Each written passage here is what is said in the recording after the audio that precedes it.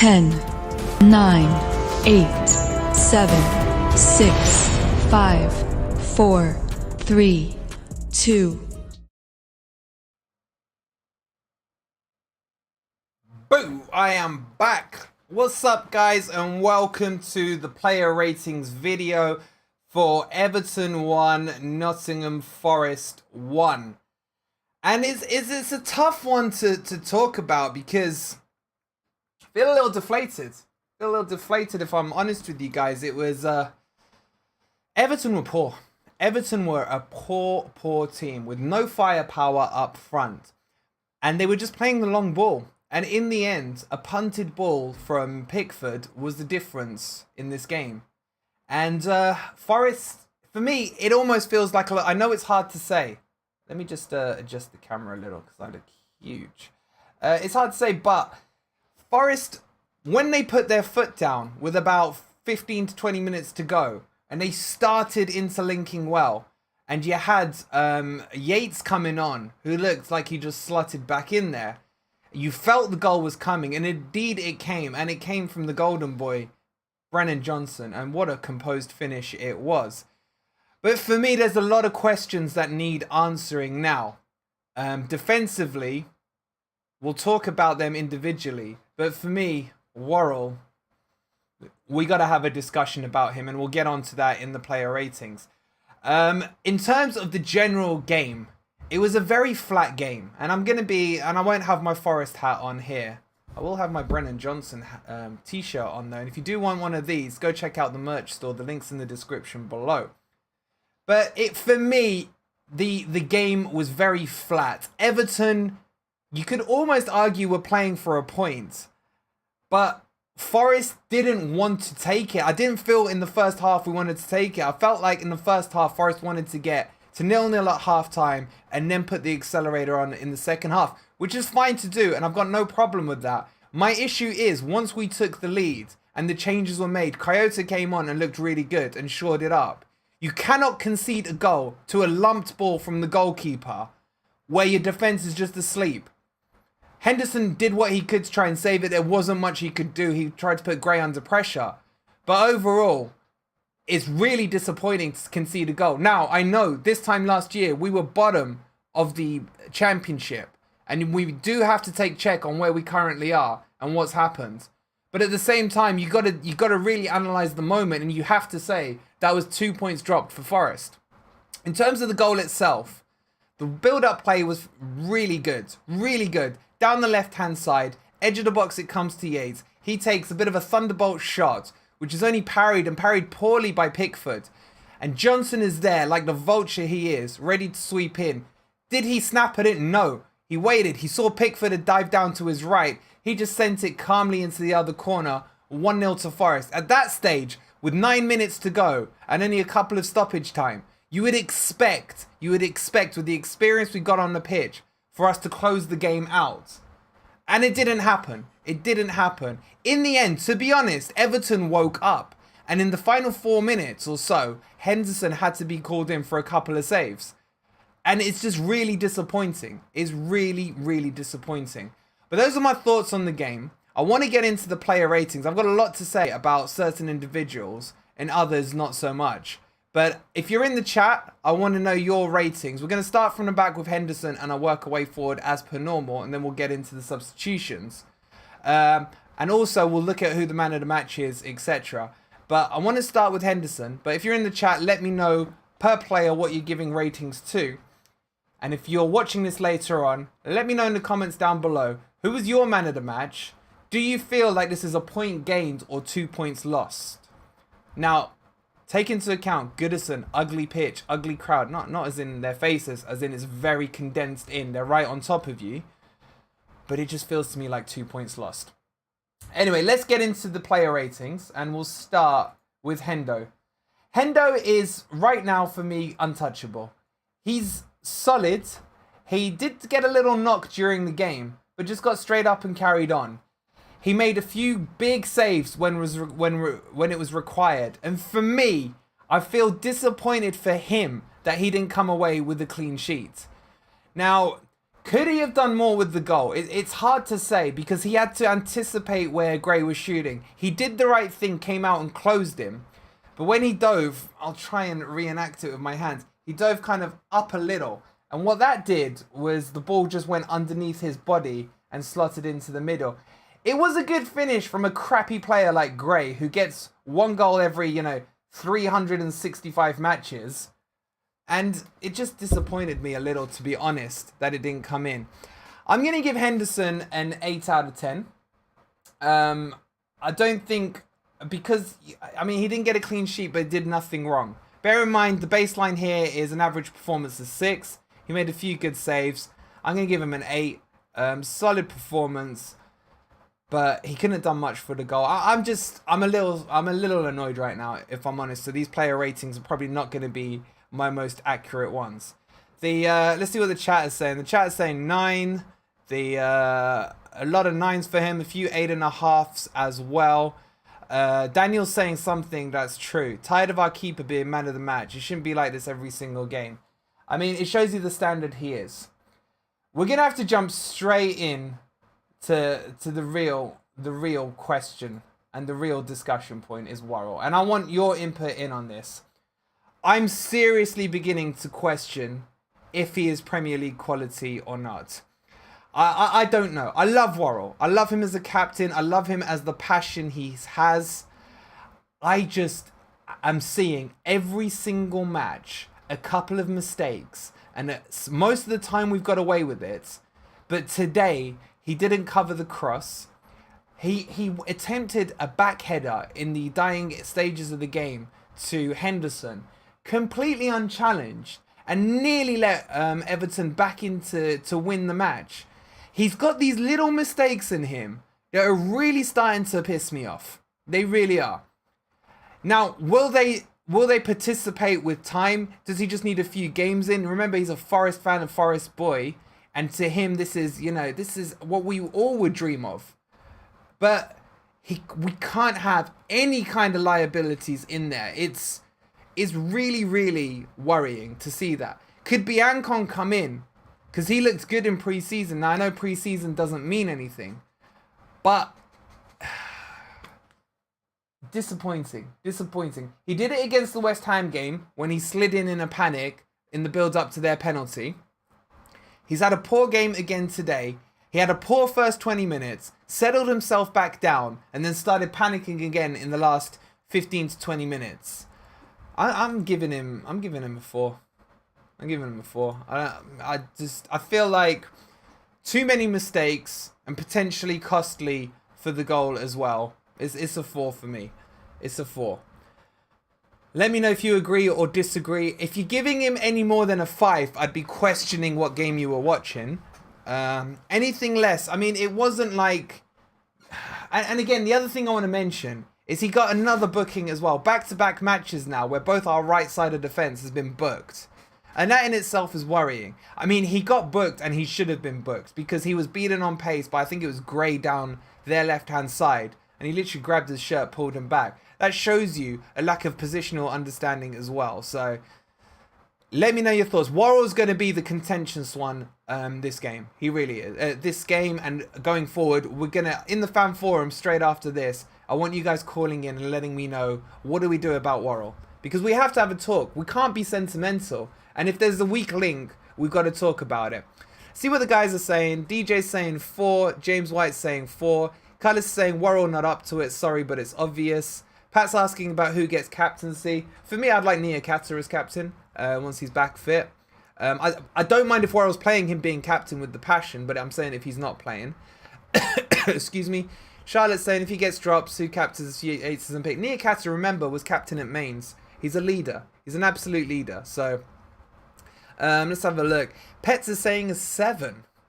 Stefan is saying Worrell not good enough for 3. Southpaw's saying a 4. Michael's saying drop Worrell for the next game. Santiago is saying I trust Worrell.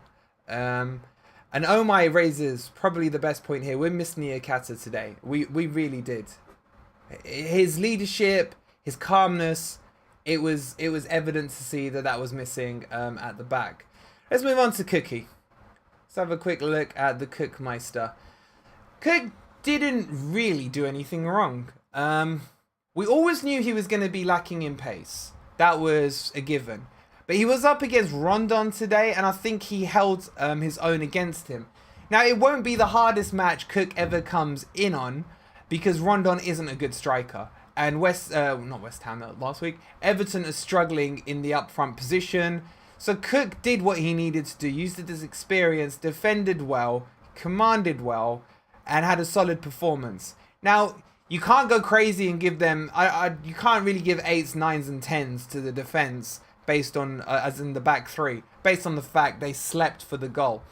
Was Cook at fault for the goal? I need to watch it back and see where he was positionally, because I thought it was him in the middle, but it wasn't. It was Worrell. So I don't know where Cook was positionally. So just, you know, in terms of his general performance, probably give him a 7 based on the job he did, based on the situation of him coming in and covering for Niakata.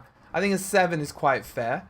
Guys in the chat, what are you saying? Zidane saying 7, Ribbo saying 6, Stu saying 7, Tomike is saying 6, Santiago 6, Southpaw saying 6.5. So 6s and 7s across the bat. But I think what James says is right. Took the safe option too often, but otherwise looked solid. Yeah, and there was a lot of that going on between the back three. Everton were not pressing our back line. And instead of trying to drive the ball forward, there was a lot of times they were frustrating me by playing the sideways passes between them. Yes, it was okay in terms of switching the wings, but then you want to see that penetrating pass go forward. If it's been switched from Worrell across the way to McKenna, you want an into Tuffalo quickly and the movement quickly. In general, it was just a flat game. It was a flat game to watch. But I'll give Cook a 7, and let's move on to McKenna. Let me just bring him up. McKenna. Do you know what? Didn't notice him. And again, not in a bad way. I just didn't notice him because he did what he needed to do. Performance was on point. I have a lot more faith in him than I do with Worrell. And when he gets on the ball, you feel safe. He clears it well. But again, we conceded. Yes, it wasn't his side where the goal came in from. But just defensively for that goal has just annoyed me. It really has. Played it safe. Not much to say about him, really. I'm just going to give him a flat 7. It wasn't a bad performance, slightly above average from the 6. I think a 7 is quite reasonable to have. I think the biggest issue in that defence today was Worrell by a country mile. And if they've got not much to say about him, let's move on and talk about the rest. But let's see what you guys are saying in the chat. And let me know down below what you guys think. So, we got 7s from randoms. Cousins saying 6. Charlotte saying 7. C is saying better than last game. 5.5. I think that's a little harsh. Ribbo saying a 6. Johnson saying a 6. Pet saying a 7. 6 from Zidane. 6 from Southpaw. David is saying McKenna a 6. 6.5. 7. So, everyone's about a 6 or a 7 on him. Let's go on to the wing backs. Should we start with Tuffalo on this one, I think? I want to start with Tuffalo. Tuffalo was a bit missing for me this match.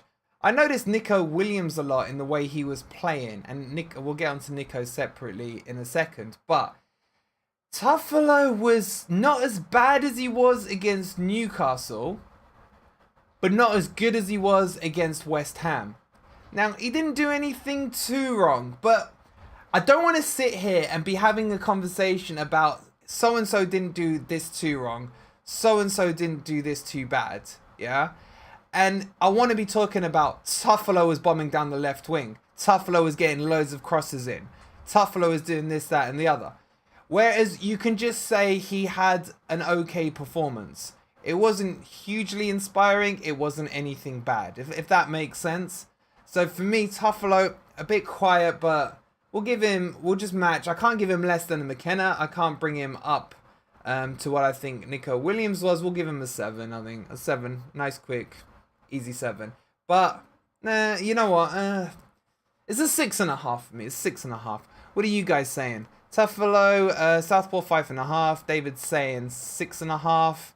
Hank saying he doesn't rate Tuffalo. Johnson saying maybe a 7. I think there's more 6s in here than 7s. James is saying Tuffalo 5 was okay. Hank saying he was sloppy. 6.5 from randoms, not enough runs behind the defense. Yeah, and that's what we did. That's what we were seeing on the other side of the pitch. But yeah, maybe 7's a little high. All right, we'll recant it. I'll go with the crowd. We'll go for a 6 on Tuffalo. But it wasn't an inspiring performance. You know what I'm saying? It was like Colback could have been playing that position and you wouldn't have noticed the difference. So anyway, we'll go for a 6 with Tuffalo.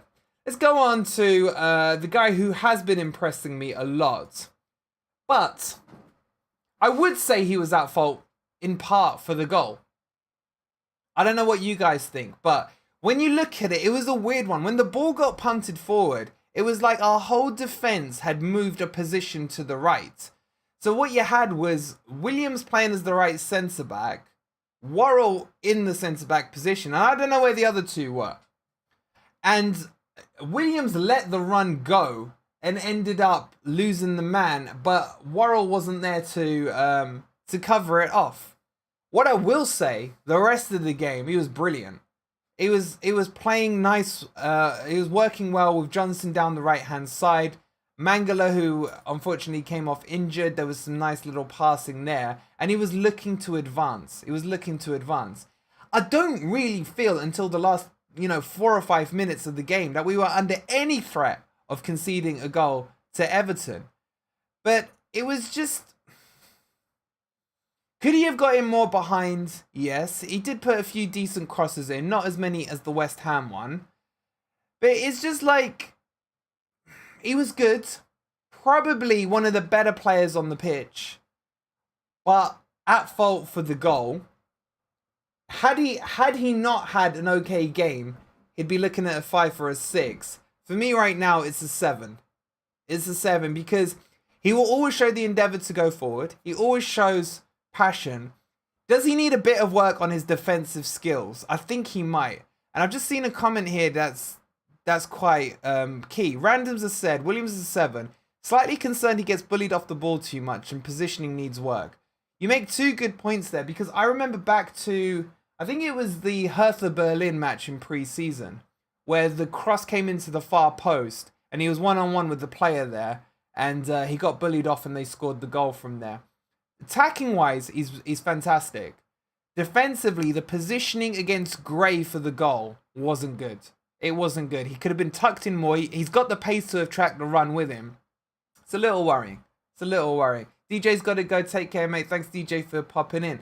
What are you guys saying? There's a lot of 7s and 7.5. Daniel's saying 7.5. Santiago's saying 7.5. Southpaw's saying 7.5. Ribbo's saying 7. Hank's saying 7, but only because of a few moments of stupidity. But that's all it takes in football. Wasted a few chances up front. At fault for the goal. DJ saying 8. Charlotte saying 7.5. Daniel's saying 0 defense at all. Basically walked it in. I mean, it was a shocking goal to concede. I think I'm happy with my 7. You guys seem to be not far off the mark with it. And let's move on into the midfielders. And let's start with the chap who went off. Mangala went off injured. This guy's a real find for us.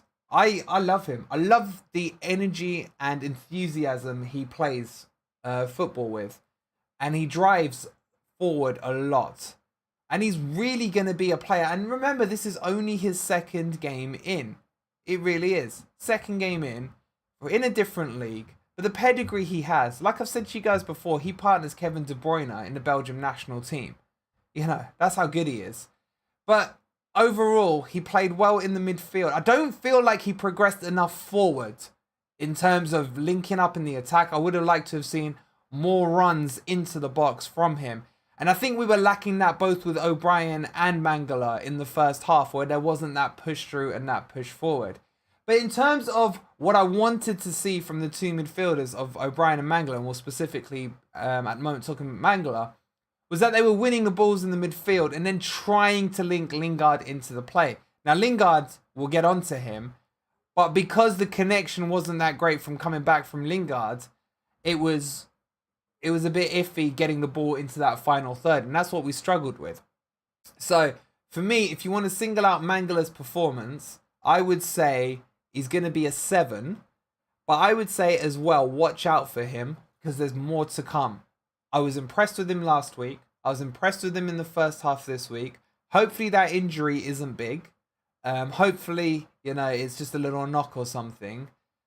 But the question then comes of who will be our midfield pairing. We'll discuss that in the fan forum after this. But yeah, it was interesting. Let's see what you guys say to him. We have Pet saying an 8, Santiago saying an 8, a lot of 8s. C saying 8, Gabrielle saying 7, Icy saying 8.5, Player Watch saying 8, James saying 8.5, Ribber saying 7, Adam saying 8.5, Pat saying 7.5, worked like a horse on the pitch. Yeah, he's a good solid worker. Southpaw saying Everton must feel like they won that game. Such a poor goal to give away. I know, bro. I know. James Dubbs says 8, loses the ball and wins it straight back. I do like that. I do like that about both him and O'Brien. If they make a mistake, there's none of this, oh, for God's sake kind of stuff. It's straight up, right, let's go win that ball back and get on with it. So, yeah, it seems to be 7s and 8s across the board here. So, it's hard as well because he came off probably, I think it was about 55 minutes in. So we didn't get to see the full 90 from him, unfortunately. Let's move on to his partner, O'Brien. I love this guy. I love the way he's like a little terrier in the midfield. He wasn't running forward as much in the first half, but come the second half, he did start to come to life in there as well.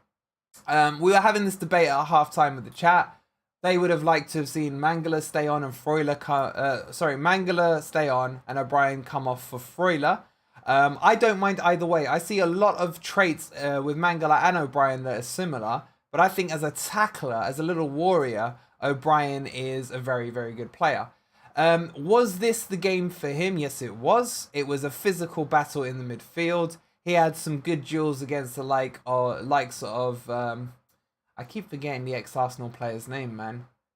It's not Iwobi, that's the one. Again, have we seen the best of O'Brien? No. We saw glimmers of it in huge fashion against the West Ham game. He was not as good as the West Ham game, but this was more of an ugly game that he was involved in. But like I said, he's the player I see long-term not being sitting, but being the deeper of the two in the double pivot if we continue with this formation. And he's very, very good at that, breaking the ball up, and he's not afraid to progress with the ball forward. So it's, for me, we'll just stick with a safe 7 on him. I don't think, but again, he was involved in the goal. Don't forget in the build-up, the ball coming across into Yates was O'Brien's work as well. So overall, the 7, I think, is a fair reflection. Let's have a look at what you guys are saying. We've got 7.5 from Goldbot, 7 from Steven, 7 from Andy. And guys who are watching this later, don't forget to chuck it in the chat below. Let me know individual players if you want, or a specific player that stood out for you. Let me know down below. Daniel's saying O'Brien's a 6.5. Southpaw saying 7.5. I like O'Brien. Nick saying he was cracking. Jason says I would give Worrell a 3. I think Jason's watching maybe in delay a bit. Pet saying 7, Stu 7, Misky 7, Ribbo 7. Good touch is not as good as last week 7. I agree with what Dylan's saying there. A lot of 7s in the chat.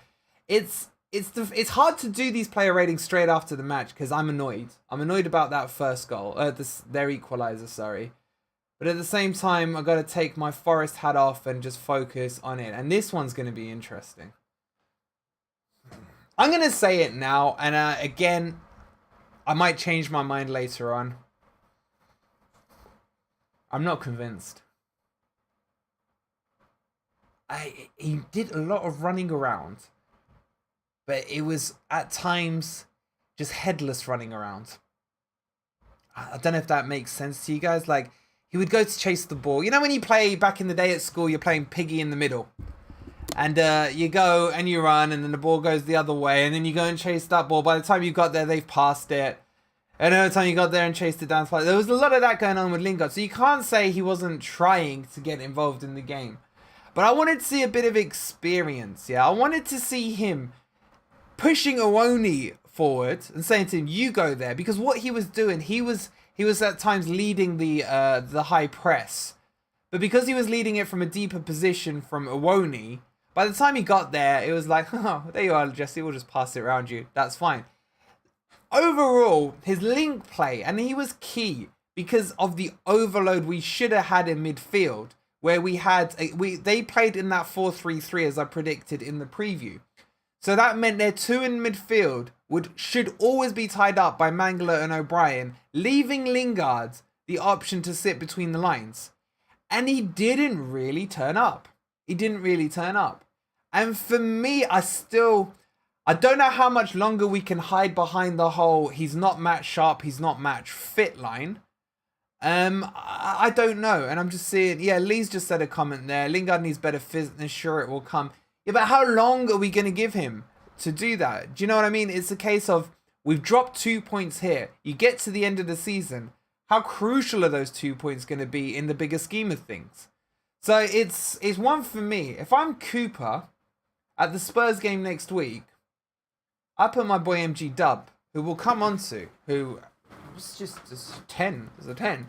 But I didn't see, like, how can I say it? The difference when MG Dub came on was that he wanted the ball. He grabbed the ball and drove it forward. Lingard didn't really make any driving runs. Didn't do anything horrifically bad. But my main issue was, because we had the overload in the midfield, he should have been free and he should have been orchestrating the play a lot more. And that's my concern with his performance today. And to be honest, quietly, I've been having the same worries over the last 2 games. Now, I've put it down to match fitness and what have you. But at the moment, maybe we give him another run out at Spurs. But at some point, he needs to know that MG Dub wants that number 10 position. And I was hoping today it would have been like the rocket up Lingard to say, all right, the new kid's come in. He's in my position. I've got to perform today. I'm going to give him a 5. I wasn't that impressed with Lingard. I wasn't. I don't know if we're seeing the West Ham Lingard or the Man United Lingard. But either way, he's got to step up. If you guys want to say it's fitness, fine. If you want to say he needs a bit more match sharpness, fine. But I'm saying we can't keep throwing points away and carry anyone. The whole point of the 16 players we've bought is that if someone's not performing, there's someone ready who's next to come in and take over and start performing. People are saying ouch in the chat for a 5 from JP. I'm being critical here because he can't be carried. He has to step up. He's the experience in the team. He's meant to be the spearhead on the arrow. He's meant to be able to push us forward and push us through. So, agree or disagree? I mean, it's entirely up to you guys. Everyone's got an opinion. I'm no freaking, be all and know all on this. Let's have a look at what you guys are saying about Lingard. I think this will be interesting. Daniel actually, where's the first one on Lingard here? Lingard looks better once MG Dub stepped on the pitch. Nice little link-up play with them. Lingard needs the player in the same wavelength, 6.5, says Randoms. He did improve with MG Dub, but I don't think he needs to be the catalyst of the improvement for other players, not waiting for someone to come in. That's where I disagree with you there. James is saying 6, not enough touches. Hank says, I think you have a slight bias, or maybe I do because I thought he was great. I don't know, bro. I don't know. Maybe my MG Dub goggles are on. Pet saying 5.5. Hank saying 7.5. Ribbo saying 4. Pat saying mediocre. Cooper can't be shy to sub Lingard. I mean, he did sub him off for Coyote, which we'll come on to in a minute. And then Srider, I'm hopefully pronouncing that right, says start MG Dub over Lingard. I would not be against that. The East is Red is saying MG Dub was a game changer. We'll come on to him. Jason's saying Lingard 3, MG Dub 7.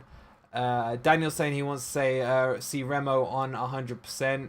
Lingard needs another good player around him. And DC, you got a point there, but is that what he's brought in to do, or is he not brought in to be a catalyst himself? Adam says the worry is he bothered or is he just not match fit? I think he is bothered, and I think he does care. I mean, he celebrated strongly when Johnson scored, but I just look. Let's give him one more and say that it's down to match sharpness still. By the Spurs game, and Spurs is going to be a tough game. He needs to be leading that line. He really does. So let's have a look. All right, let's move on into the front two, and we're gonna start. I'm gonna save Johnson afterwards. We got to talk and we got to discuss Awoni. Worrell annoyed me today. Awoni frustrated the absolute crap out of me because he was doing the right things. He would get the ball and then suddenly he would turn into Bambi on ice when it came to a pass. It was infuriating to see someone being able to get the ball first and then look for a layoff pass and then just pass it like he's a 2-year-old. It was just so and I love this guy. I was so happy for him last week when he scored. But it's just not, you can't do that away from home. There was a couple of chances in the first half. He made, again, some nice runs in down the left channel. He looked up, Lingard was free in the middle, and he hesitated to pass the ball and ends up passing the weakest pass you've ever seen. He had a couple where he was winning the ball, out-strengthening them in the left channel, and then it comes off his shin and he knocks it out for a throw-in. It was those little things that were absolutely driving me crazy. They really were. Pat says Heskey 2.0. Bro, don't say that, man. Don't say that. Yeah, you can kind of see it, though. You can kind of see it. He can score a goal. It's like, is he a Heskey / Lukaku? Or does he still need more time? And I don't want to turn around and keep saying this need more time crap. Because we got to hit the ground running. And I know we got time. We need them to gel and what have you. But we can't drop 2 points from a winning position. We really can't. Ideally, I would have liked to have seen Dennis come on at halftime for him. Because this was all going on in the first half. But is he still lacking in confidence after scoring last week? I mean, let's be honest, the goal last week, I know he's called Awoni, but that was a bit too literal, you know? It's like, I think it's something to do with his reaction times. I think that, yeah, and I think I'm right in saying that. His reaction times are a little slow. The goal last week, he went to shoot and reacted late and luckily came off his knee. Today, controls the ball, looks for a pass.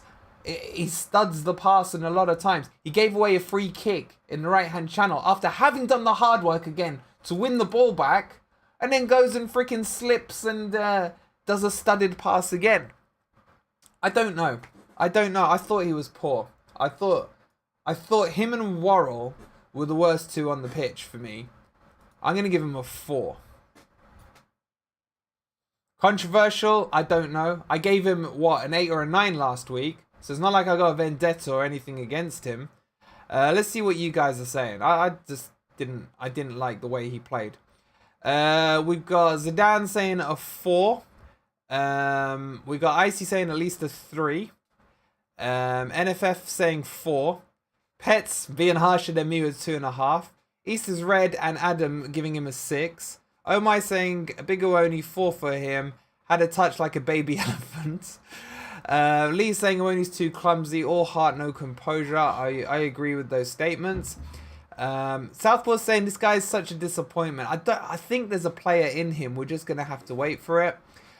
Nick saying a 3. If I've missed any, apologies. You've always got the super chat if you want to really get your point across.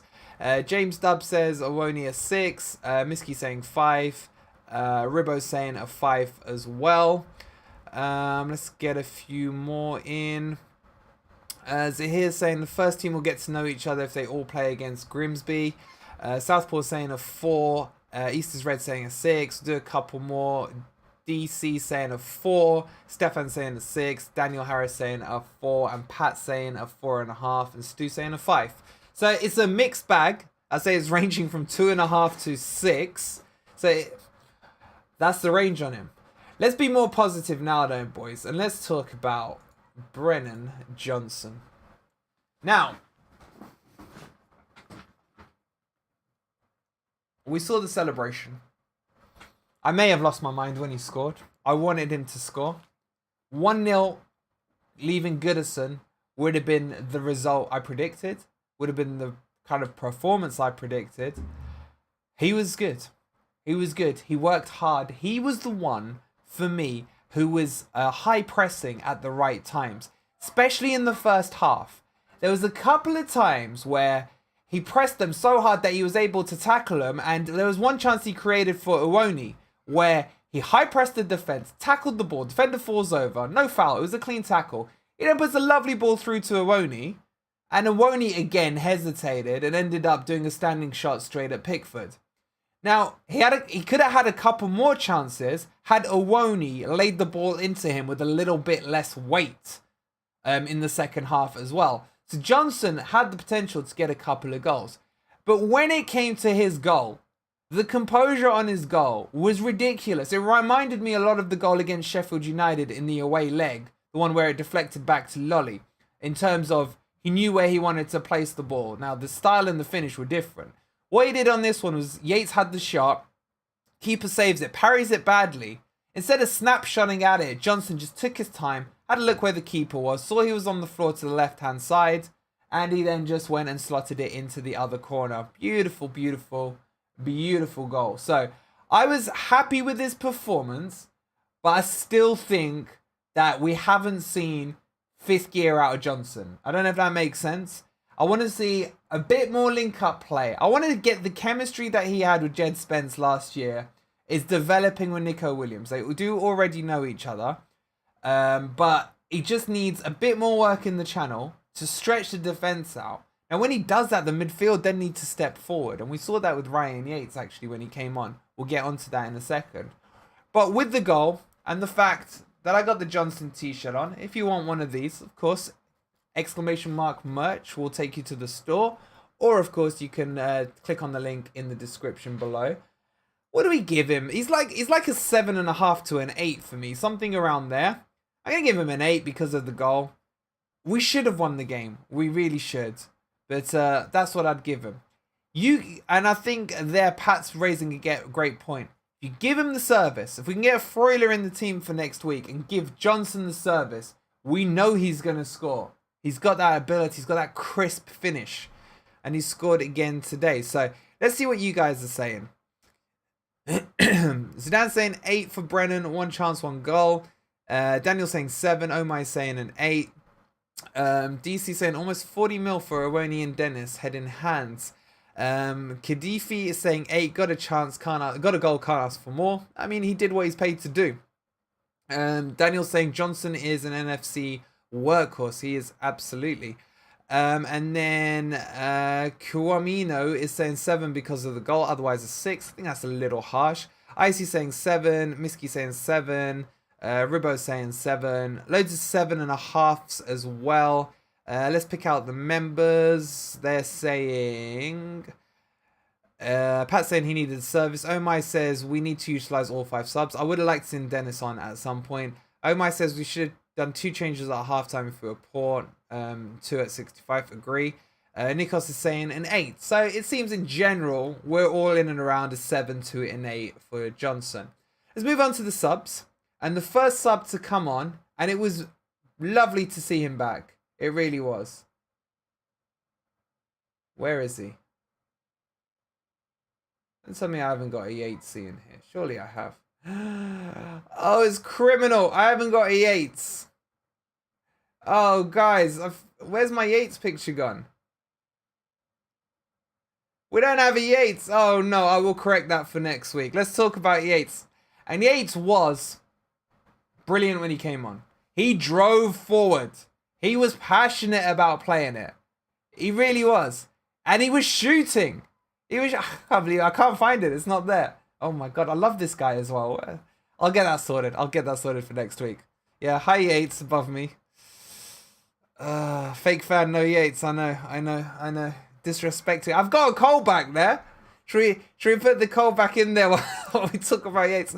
Anyway, even though he was only on for 25-30 minutes, maybe actually no, it's a little more than that. Mangala came on 55, so he got about 35 minutes. So it's good to see him on. But straight away, you saw the change in the performance because he was driving into that box. He was driving really well. He took the shot. that forced Pickford into that crappy save that Johnson scored from. He had another couple of shots. Now, there was a really bad shot there, but it deflected off the defender and went behind for a corner. But he was inspiring the team to move up the pitch, and that's what you want from a box-to-box midfielder. A lot of guys are saying Yates never gets back in the team. For me, Yates is a significant pusher of the first team. It just depends what Coops wants to do with the setup. And I think once he's fully fit, he's knocking on that door. And he wants, and you know, I don't mind seeing him start because I think he's still got a lot to offer. That drive, the height as well is extremely important. But he initiated the change in the second half, so that was important as well.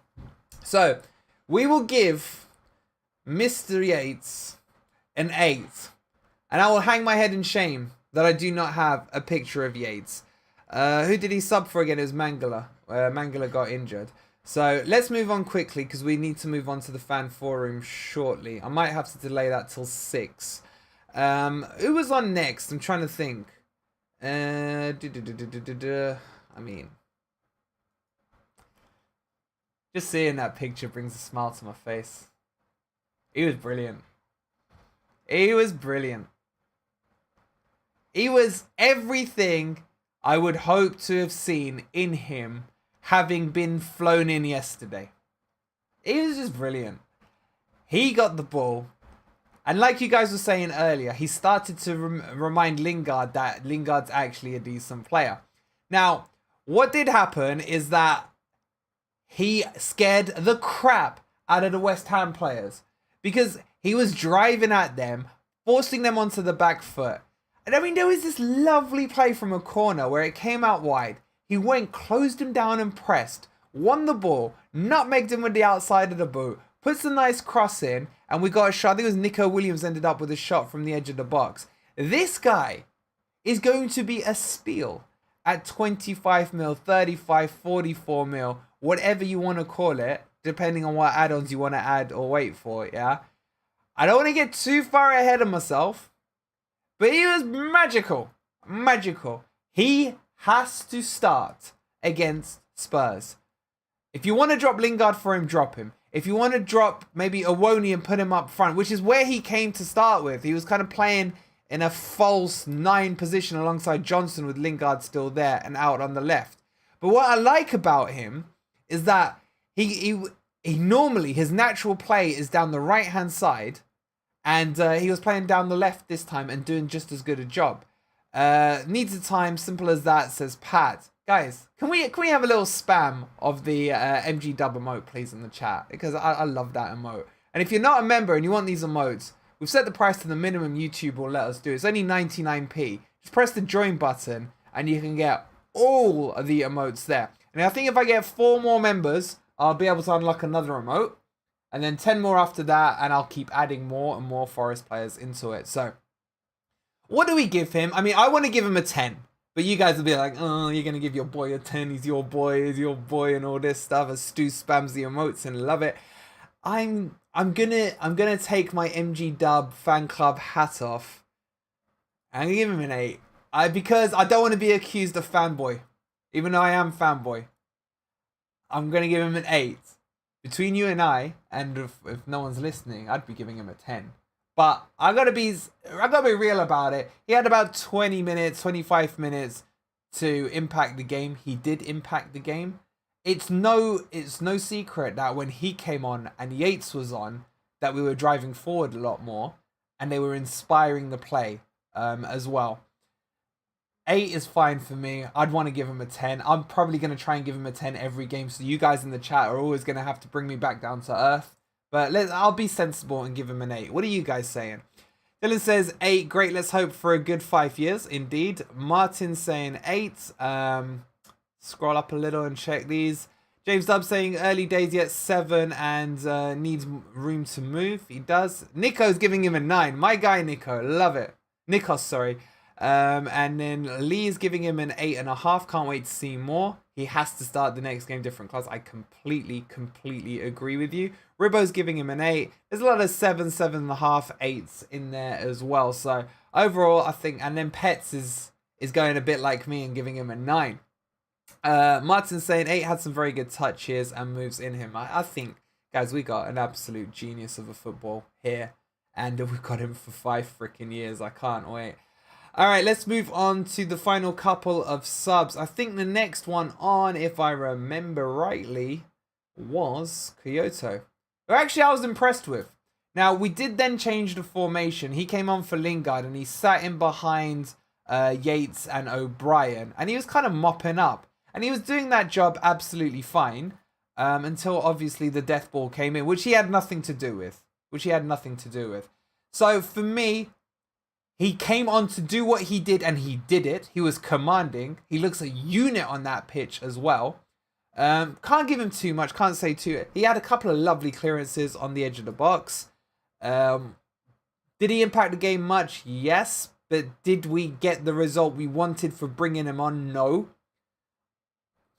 7, guys. 7 for me. And I think that's the role he's going to play for us going forward, is if we are 1-0 up, he comes on to shore it up. Now, do I think Cooper did it too soon? Maybe. Maybe with 5 minutes to go, really slow the game down. I don't know. But he was good. It was good. I think a 7 is fair. What are you guys saying? There's a lot of 6s and 7s in there. I don't want to spend too much time on him. And that was our final sub. Now, we move on to In Cooper We Trust. So guys, we got these as well for you guys. And in Cooper we do trust. Was it? Oh, let me get that score off. I haven't put the rating down yet. Did he do anything wrong? For me, if I'm going to be critical of him, I would have liked to have seen the subs come on a little bit earlier. Probably at half time. Awoni, to me, it was clear from the first half, wasn't having a good game and needed to come off at half time for Dennis. I would have liked to have seen Dennis in this kind of game. In terms of the rest of the substitutions, I thought they were all on point. Lingard needed to come off. He came off for Kyoto. I was happy with that change. Mangala was a forced one with an injury for Yates, but I thought I was pushing for Freuler, but when I saw Yates come on and play the way he did, Cooper was right. In Cooper we trust again. You can't blame the equaliser on Cooper. You can only blame the equaliser on the defence, be it Worrell or Williams, whoever you're going to blame. So overall, we didn't win the game. You can't give him like ecstatic numbers like we did last week. His subs are okay, just a little too late to start the substitutions. I'm going to give him a 7. I think 7's fair. It's a bit harsh because away at Everton, a point is never a bad result, no matter how bad they're doing in the league. But because we lost from a winning position as well, it still feels, even now, what are we, nearly an hour after the game, it still feels to me like we dropped 2 points, and I can't see it as a point gained. I see it as 2 points dropped. Looking through the chat, there's a lot of 7s, 6.5, 6s, and 8s. Omar is saying 6.5. I'm going to just quickly pick the members out because we're running out of time. Pat saying a 7.5. Should have seen subs earlier on. Only criticism. I agree with that. Richard saying 7. Daniel saying we are going to be up against only tougher teams here on in. We got Spurs, Man City back to back next, so it's gonna be a tough one.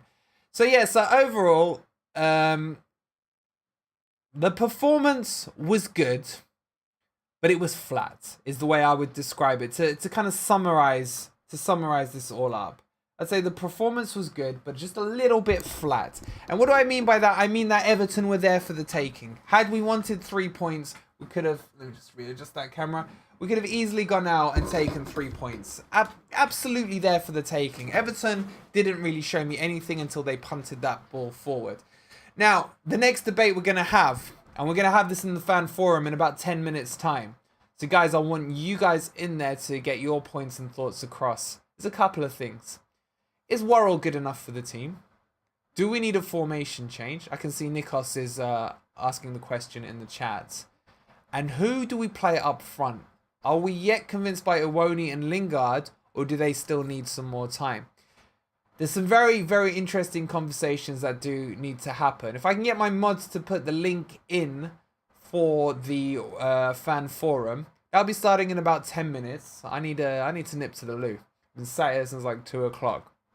But yeah, let's finish up with a couple of your comments. So Charlotte says, yeah, but maybe that means weeks in Cooper's world. What are we talking about there? I don't know. Chris is saying, do you trust Cooper to drop Worrell? I trust Cooper to if he doesn't drop Worrell, to sit back and analyze the video with him and say, listen, Worrell, yeah, this is where you messed up. This is what you did right. And he'll know the right way and the right tone and the right approach to do it all in. But there does need to be a conversation had about Worrell. So let's take our breath for 10 minutes. I want your guys' opinions on the fan forum. If you could give the video a quick like. We're only on 41 likes, guys, and there's like nearly 200 odd in here. So give the video a quick like if you don't mind.